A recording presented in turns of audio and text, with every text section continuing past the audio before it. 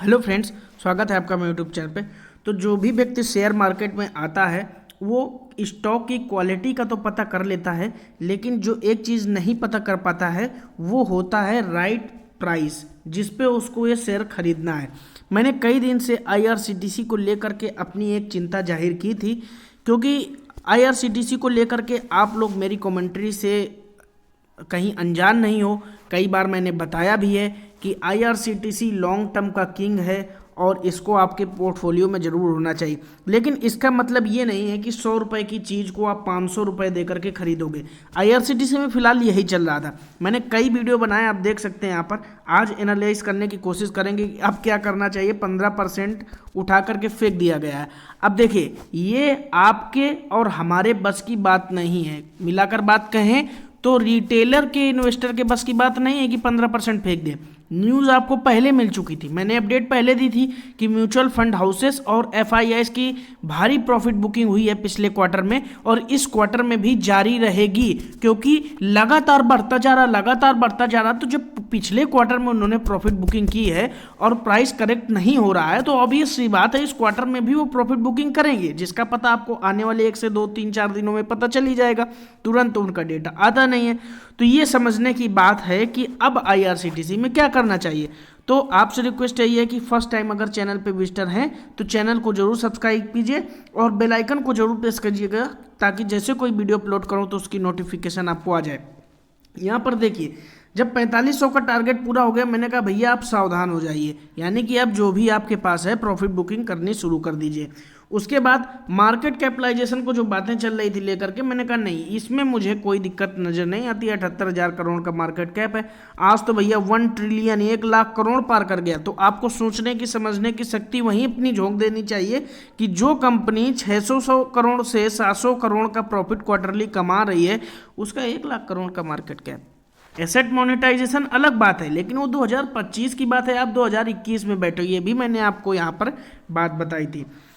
फिर मैंने एक डर व्यक्त किया म्यूचुअल फंड की भारी बिकवाली। 1 हफ्ते पहले मैंने ये आपको अपडेट दिया और यहाँ पर न्यू टारगेट और स्ट्रेटजी बताई थी। यहाँ पर प्रॉफिट बुकिंग की पूरी स्ट्रेटजी मैंने आपको समझाने की कोशिश करी थी। अब चलिए समझ लेते हैं आईआरसीटीसी में क्या करना चाहिए। देखिए, नॉर्मल रिटेल इन्वेस्टर की बस की बात नहीं है। ये एफएनओ वाले जितने बंदे हैं जो बैठे हैं, खिलाड़ी लोग हैं जो मार्केट चला रहे हैं एक्चुअली में, प्लस ये एफआई और डीआई है, इनसे हम टक्कर नहीं ले सकते। रिटेल इन्वेस्टर अगर सोच लेगा कि एफएनओ और इन सब से हम भी आ गए हैं, 5 करोड़ आ गए हैं, तो भैया आप 2,000 3,000 10,000 2 लाख 5 लाख, इससे ज़्यादा हम लोग पैसे मार्केट में नहीं लगाते हैं। और अगर इसके ऊपर लगाते हैं तो भैया प्राइम इन्वेस्टर हैं, उनके तो भैया टीम होती, तो उनकी तो मैं बात ही नहीं कर रहा रिसर्च की, ठीक है। तो 4,996 के लेवल के क्लोजिंग में सीधे 6500 से नीचे उठा के फेंका है, तो गिर गया ये पे 4,996। 4700 के आसपास एंट्री मिलेगी तो लेंगे, फिलहाल वेट करेंगे। जब डाउन साइड ट्रेंड आरएसआई 90 के लेवल को क्रॉस कर चुका है तो गिरावट कहाँ तक होगी कह पाना मुश्किल है। जब मोमेंटम वापस से पॉजिटिव होगा तो एंट्री लेने की कोशिश करेंगे धीरे धीरे। ऐसी बात रेलगाड़ी जैसी छूटने की कोई स्थिति नहीं। प्रॉफिट बुकिंग एक बार शुरू हुई है तो ये कई दिनों तक जारी रह भी सकती है, और हो सकता है कल को भी वो 6500 पहुँच जाए, क्योंकि यहाँ पर बहुत ज़्यादा वॉल्यूम क्रिएट हो रहा।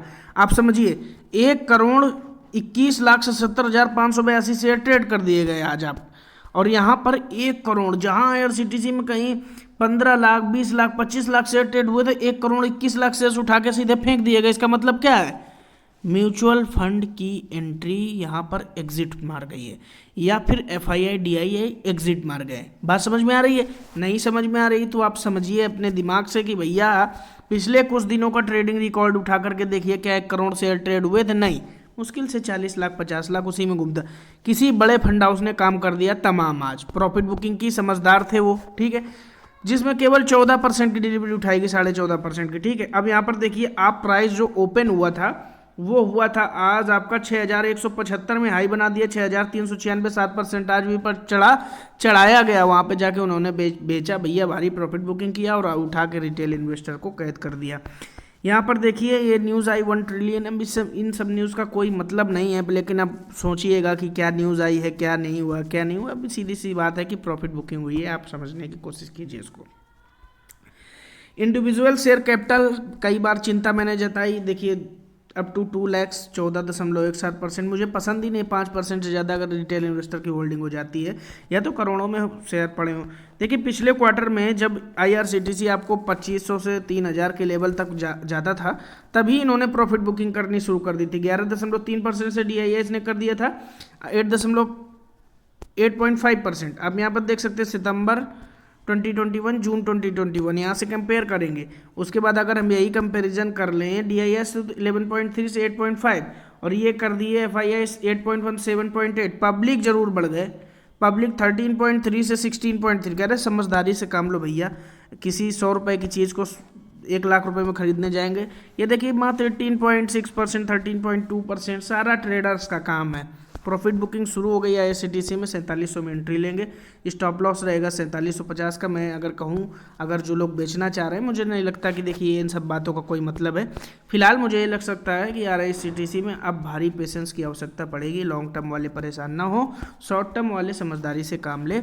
हाँ, टारगेट वही रहेंगे 5500 के आसपास आने वाले 1 हफ्ते में। वीडियो कैसे लगा कमेंट बॉक्स पे जो बताइएगा। फर्स्ट टाइम चैनल पर विजिट, चैनल को सब्सक्राइब कीजिएगा। नोट करिएगा लास्ट बात मेरी कि 29 अक्टूबर को स्टॉक स्प्लिट होने वाला है, उसके पहले की चाल भी हो सकती है। थैंक यू फॉर वॉचिंग, जय हिंद।